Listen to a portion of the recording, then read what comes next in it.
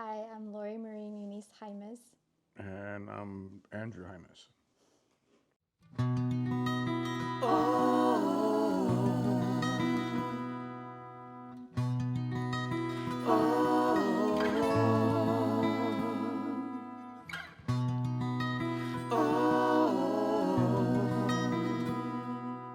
We did our research. I did not want to be there. I did not want to be there. And he reached out to his musician friends who've had cancer, and we just went to our resources. And UCLA was the place that accepted us, and Dr. Van Cat was an angel sent. She was the most caring doctor I've ever met. Dr. Chase, I had a team of women. I had a team of all shapes and sizes and color. It was just exactly what I was calling for. I mean, We prayed on that we a prayed lot, on that a and lot. because after she was diagnosed, okay, now the next challenges were who do we trust to handle this? This is her life. You don't just. It's not like buying a car. Oh, I got duped or whatever. I got juked, and but no, this is so. We did and that again, we paid out of pocket for that too, just to get that ball rolling. I was like, this is where we want to go. Let's just pay. And then when the insurance finally kicked in, then we're okay. I mean, And then we had to pray again because while we were waiting for the insurance, a month had gone by since I'd been diagnosed. And they had said nothing had metastasized, but you could tell that the cancer wanted to grow because it was eating my nutrients. I was already looking so small. I started treatment literally probably at 100 yeah, that pounds. was I was fate. already small.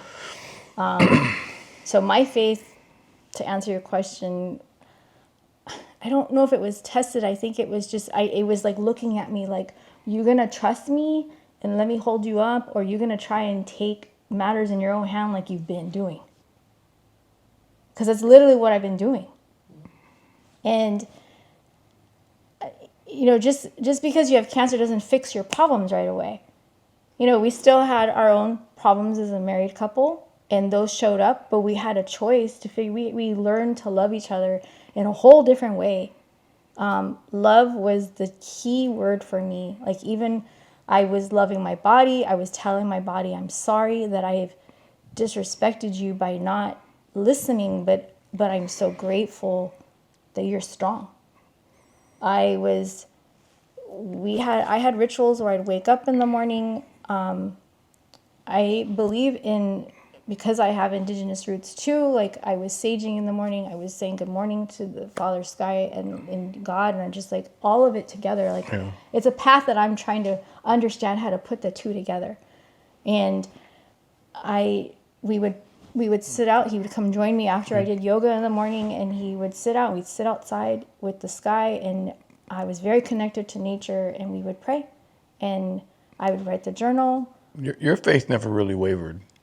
You were solid. I was the one that was wavering. I was the one that was getting angry, and I had to tell myself that it's okay if I get mad, and it's okay if I doubt him at this moment. It's okay if I'm angry with him in this moment, because he knows me, and he knows where my heart is, but he knows that I'm being challenged, and I'm having some issues with this. And the thing is also we're dog parents, and our oldest dog Lucy, she got cancer at the same time. So I'm taking care of my wife, and I'm taking care of my dog Lucy, and we know that Lucy's not going to be with us much longer. So I mean, it was literally her second Treatment. radiation treatment when we had to go straight to the vet after and say goodbye to Lucy. And I would have never imagined I would have been able to get through that. We would have been able to get through that, just that event. But we did, and My parents were there too to help yeah, us. thankfully. But we'd go to the beach. We'd all go to the beach, and we had our little system where let Lucy play around, and if she'd get tired, we'd come home and hit the grocery store. But I just want to share two things. Is that okay, babe? Yeah. We went to the beach, and it was raining, right? And so we knew Lucy wasn't going to be around much longer. And I was like, okay, we're in the car, so I'm praying. I'm saying, Father, please give us a window to let Lucy enjoy the beach. Please, We get to the beach, it stops raining. Seriously, stops raining. We get out, we walk around, and it's beautiful. I love that feeling right after it rains, and we're at the beach, and we're all having fun. Lucy decides she's done. She starts walking up to the car. Boom, boom, all this thunder. And it starts to rain again. Just unbelievable. So there's things like this that he would show me. Even though I was doubting and he would do these things. I'm like, okay, Father, I hear you. And when I look back at it, when we were getting up at 4 a.m, so she could do her chemo and then her radiation, 5 days a week, drive to UCLA, drive back, and sometimes heavy traffic. I know for a fact that he was carrying us. There's no way we could have done that on our own. No way. So my faith has definitely gotten stronger, and I'm understanding. I don't know if I'm fully understanding, but I'm accepting. I'm accepting what comes our way a little more, because if I try to fight it, it's just pointless and it makes it worse. So I just try to have faith and hope and trust. He prayed on it every time I went in. So my main treatment was radiation. Chemo was just a booster. So I had light chemo, but it was still chemo. And the first time the chemo came, I had my beautiful friend who's also a nurse, who's also a woman of Christ. And we looked at that chemo and she prayed on it every time. Then he started praying. And the doctors knew, But oh, just a minute, don't insert that in me until we've prayed over it. Prayed for it to work. I was so nervous about medicine, but my acupuncturist said, cancer is strong, we need stronger medicine. So this medicine has to be stronger. And so I had to trust. That word trust came up so many times. Like everything was unknown. I didn't know what the treatment was going to be like. I didn't know what my reactions were going to be like. I didn't know what my side effects were going to be like. I didn't know